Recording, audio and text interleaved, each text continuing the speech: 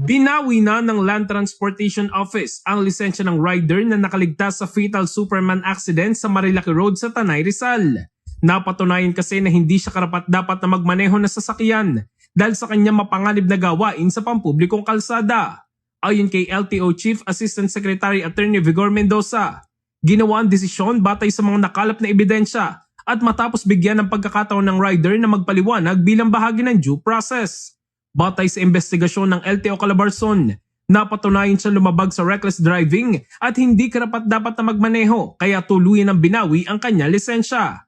Matatandaan na naganap ang malagim na aksidente noong January 8 kung saan makikita sa viral video na nag-Superman stunt muna ang rider at nasawing motovlogger bago bumangga ang kanilang mga motorsiklo sa isa't isa.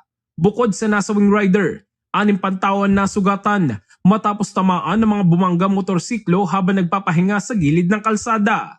Sa ngayon ay pinaigting na ng LTO at ng PNP ang pagbabantay sa Marilaki Road upang mapanumbalik ang kaayusan at maiwasan ang responsabling pagmamaneho sa lugar. Patuloy din ang kampanya ng LTO sa road safety sa ilalim ng Philippine Road Safety Action Plan na naglalayong bawasan ng mga aksidente sa kalsada ng 35% bago ang 2028. In the heart of changing lives, ito si Brigada Jigo Custodio ng 105.1 Brigada News of Manila, the Music News Authority.